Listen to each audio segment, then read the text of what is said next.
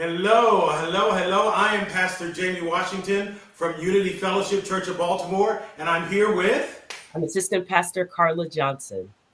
wonderful. And we just decided we wanted to take a few minutes to just talk a little bit about the importance of voting and our responsibility as people of faith to really be a part of this democratic process. Reverend Johnson, talk to us a little bit about why voting matters to you. Sure. Thank you, Pastor. Voting matters to me because I'm a partner, I'm a parent, and I'm an assistant pastor. And every morning that I wake up and I kiss my children goodbye as they go to school, and I pray that they grow up in an America that sees them as equals. 23 years ago, I couldn't legally marry my wife, but today I can. But rights aren't guaranteed, Pastor, unless we fight to protect them. Our family story, like yours, is a part of a larger narrative that hangs in the balance on election day.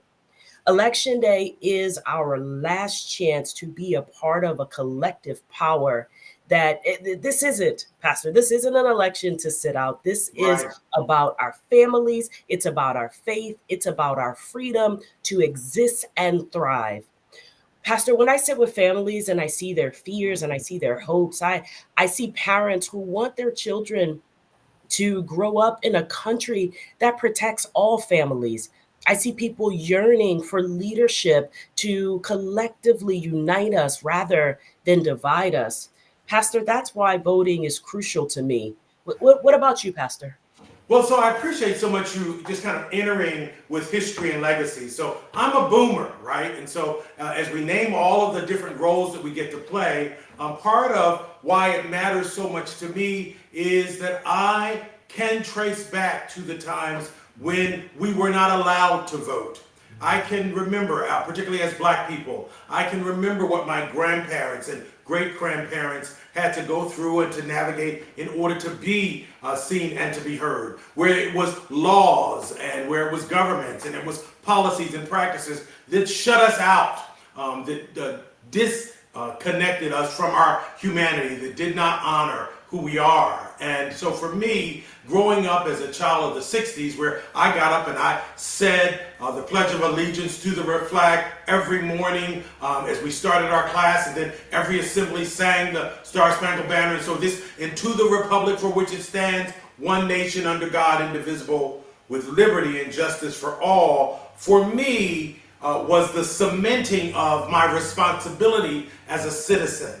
Right, the cementing of my responsibility as a member of this community. And so voting has been something that has been ingrained in me to make my voice heard, to influence change, to do my civic duty. These are the things that I feel like are part of my responsibility. And so just like you have been able to name, that many of our young people today won't know a time when black people were not allowed to, or trans people were not allowed to, or queer people were not allowed to, or women were. Many of them will not know that. But as you said, nothing is guaranteed. It is not.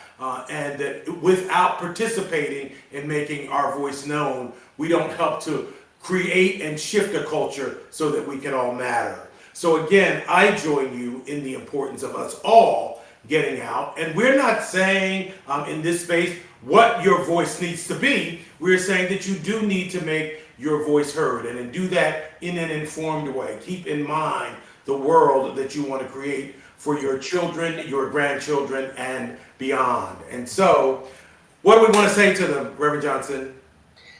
Tuesday isn't just a date on the calendar. It's our moment to stand up and be counted.